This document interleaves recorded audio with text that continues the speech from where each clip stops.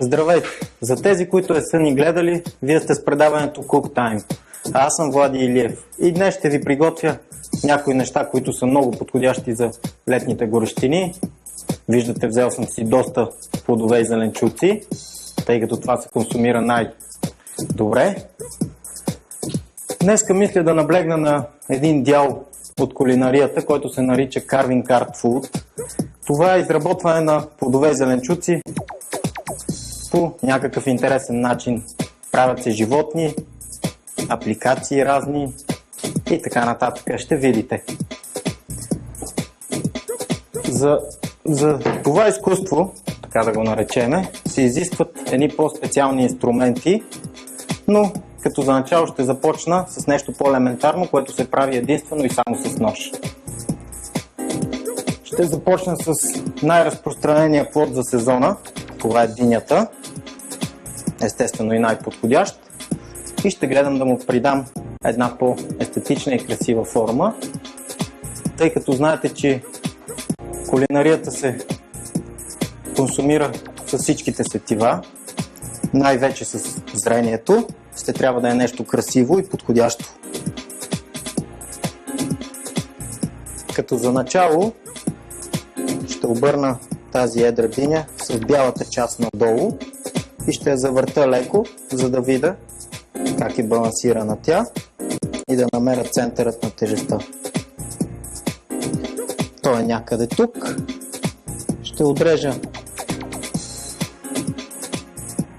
голяма част от нея, на която ще стъпи основата. Това парче ще ми е нужно по-късно. Ето вече тя следва един ъгъл, като задната част е вдигната леко нагоре, а отпред пада по-ниско. Ще си го размеря с около педия, откъдето ще изтегля подобно нарезан един разрез, който ще свършва от центъра на динята и ще го пресрещна в другия край по същия начин. Трябва внимателно да се реже, тъй като знаете, че динята отвътре е мека, отвънка е твърда и може да се сцепи. Ето и този резан ще отдела. И той ще ми е нужен по-късно. На около един пръст от горната част ще си изрежа поредното резанче, който трябва да свършва почти до долната част на динята, а другия край трябва да му е в горната част. Ще отделя и този резан. От другата страна по същия начин ще изравня началото на този резан. Готово имам и този резан. За момент ще си поставя динята ето тук. Ще започна да нарязвам внимателно, без да прекъсвам до дъното резанчетата. Това изкуство е много популярно в Азия, Китай, Индонезия и Япония. Те са най-добрите в тази област. Но ще гледаме и ние да се представиме на ниво. След като съм отделил първото резанче, продължавам нататъка.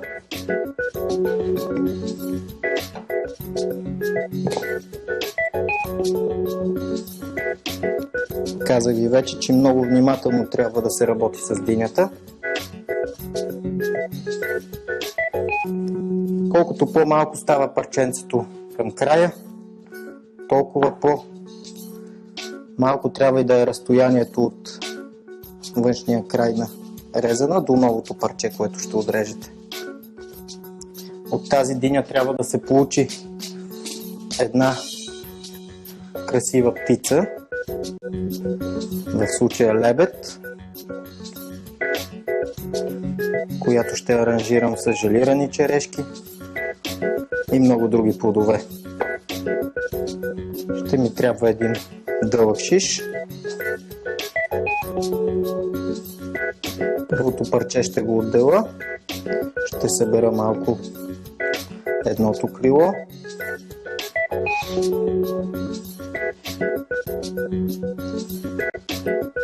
И тогава ще пронижа през бялата част на резаните, така че дървения шиш да засича края на динята с въртеливи движения. Ще го укрепя крилото с още няколко клечки за зъби, които също се будат в бялата част на динята, която е по-здрава.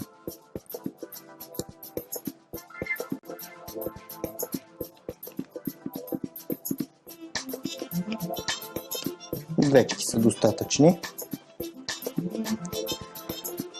Ще продължа с първото парче, от което ще направя шията и главата на лебеда.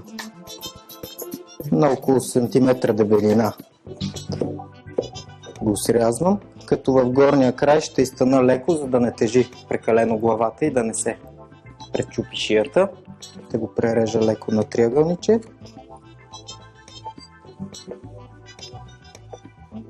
И ще изрежа червената част.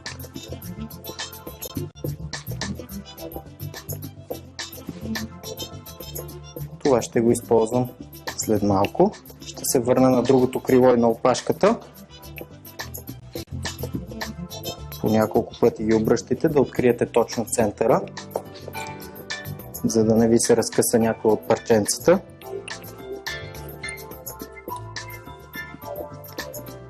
Това изкуство е,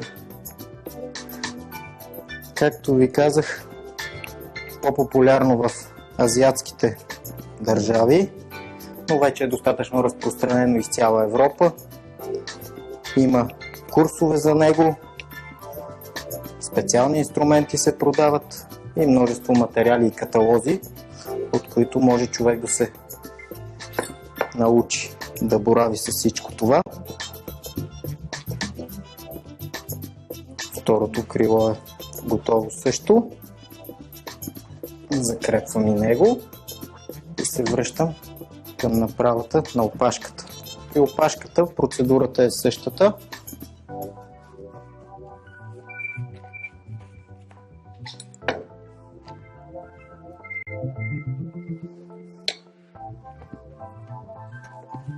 Трябва да се реже с много остър и голям нож, за да може да пресича от край до край резаните.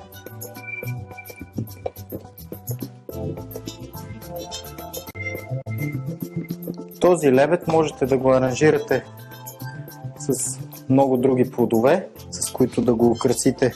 Гарнирате с сметана, сладолед или някакъв сладкарски сироп.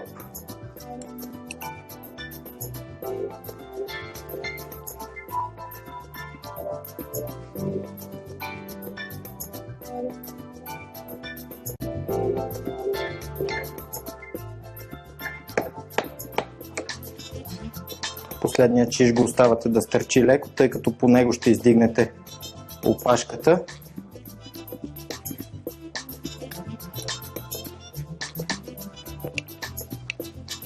Ще я свия леко, за да седи по-нагоре. И ще ги укрепя отново с клечки за зъби.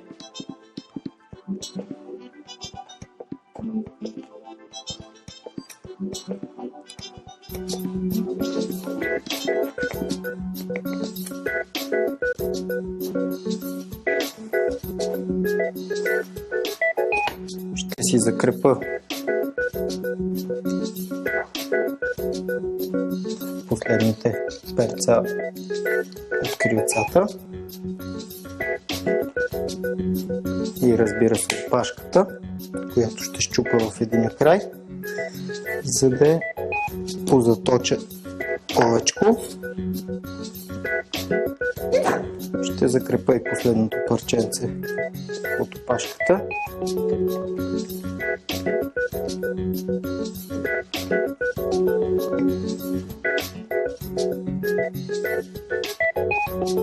запълна подопашката с останалите парченца, за да я вдигнат повече.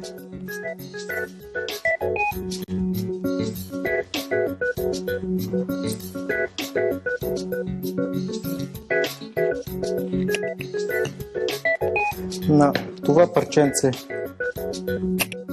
диня, което ще трябва да е главата, ще му сложа очички, които разбира се ще са от семки.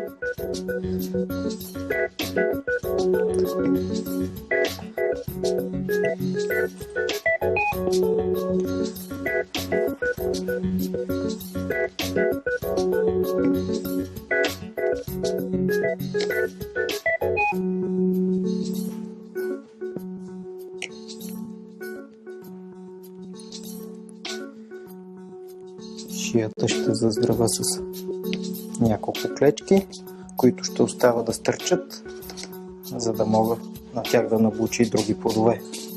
Шилирани черешки.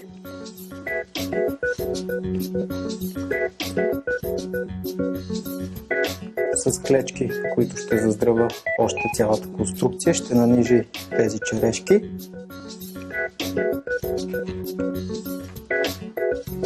Които ще придадат по-завършен вид на тази птица.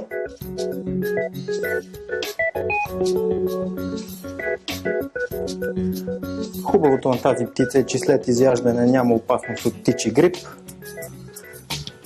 така че не се притеснявайте.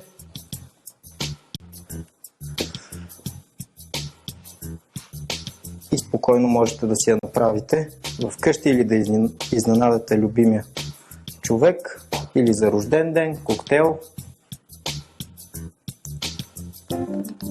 или каквото прецените вие.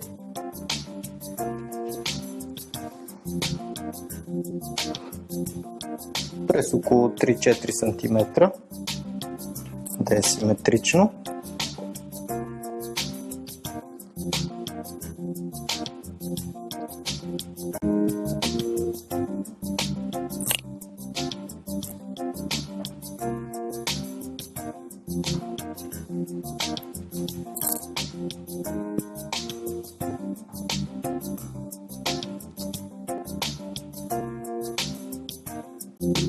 Към края, разбира се, по-мънички черешки трябва да се слагат, тъй като са връхчета.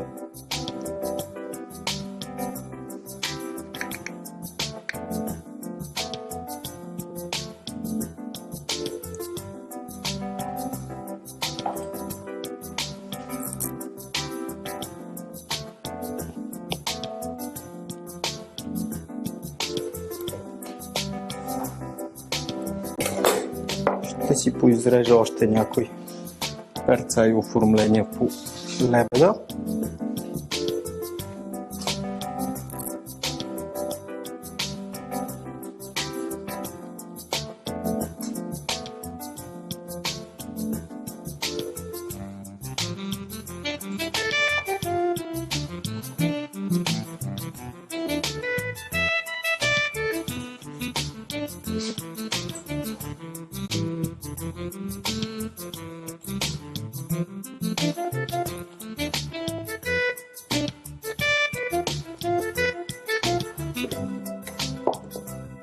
Тях ще нарежа по същия начин.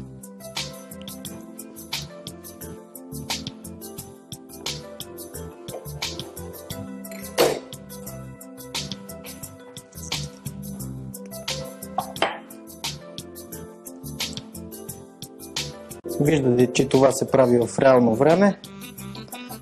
Нищо не ви спестявам.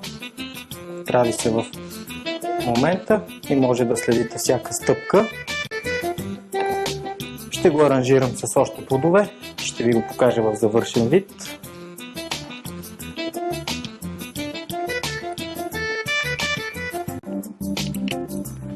Може да са всякакви по ваш вкус.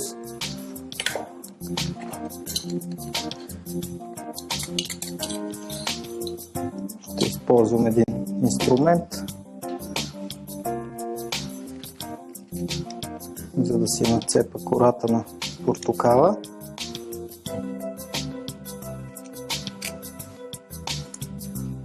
Карвинг се прави както от плодове, така и от всички видове зеленчуци, лед, захар, стереоформ и други кулинарни продукти.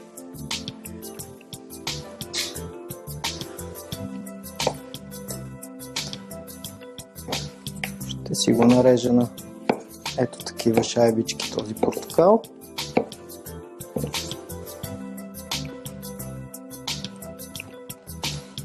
Които ще ги пресека през средата.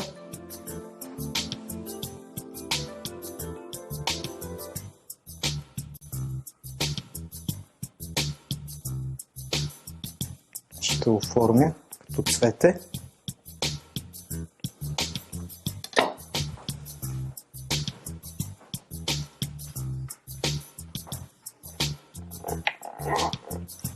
Този край още едно ще поставя.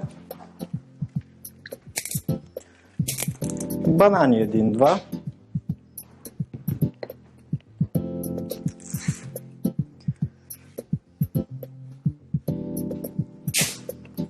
Ще ги нарежа на дълги, широки филии,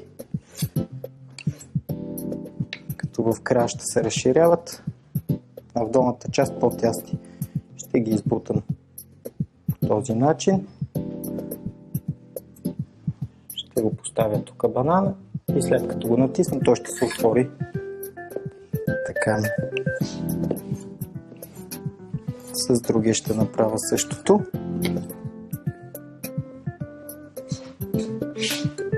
Него ще поставя в предната част. Малко грозде ще си извиня.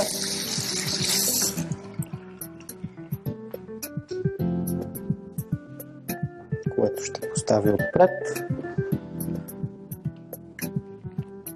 Една зелена и една червена ябълка.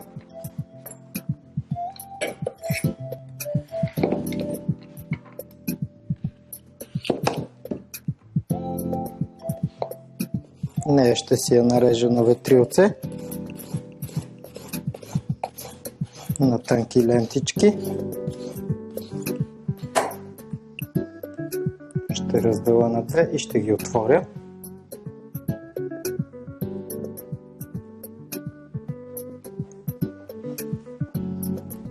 Ще поставя също на няколко места, много и в задният край. От зелената ще направя пак ветрилце, но зелено. С него ще застъпя и другото.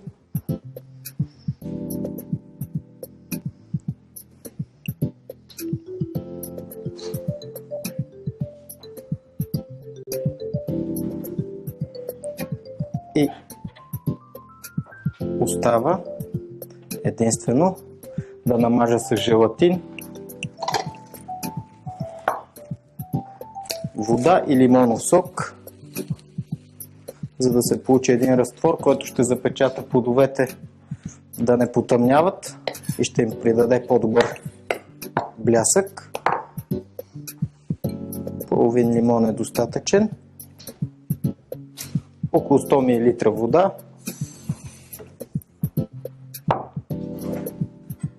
Ще си ги разбия хубаво.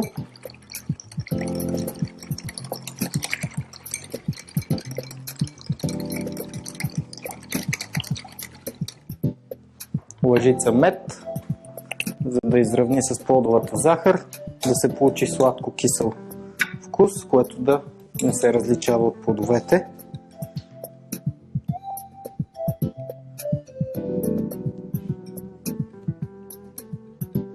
Толкова е достатъчно.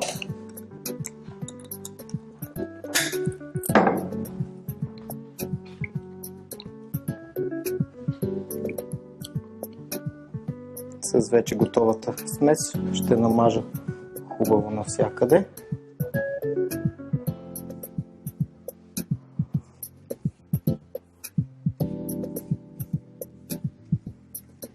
Тази смес ще запечата, както ви казах, плодовете и те няма да потъмняват. Могат да изкарат и часове по този начин,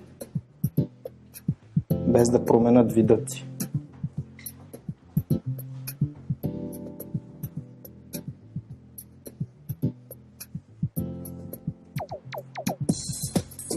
лекичко с четчицата от всякъде.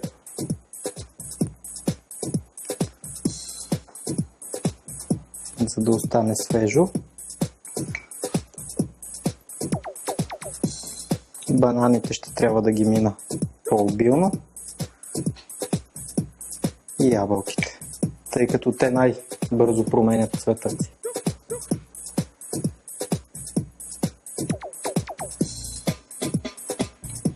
Ще си направя и едно цветенце, което ще е много бързо и лесно. Просто да запълна празнините в платото.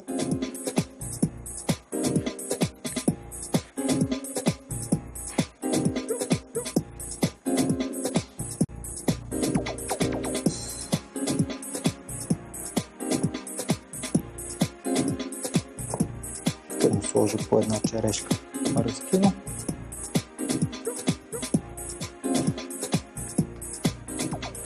И лебедът вече е готов. Надявам се, че ви харесва. Виждате, стана за около половин час. Казах ви, можете да го гарнирате с сладолед, сметана, всякакви сиропи, плодове отстрани, изобщо както на вас ви харесва. Подходящо е за летните горещини. Приятен апетит! Това беше първият урок по карвинг. Ще се надявам всеки път да ви изненадвам с по нещо ново. Гледайте ни следващият път.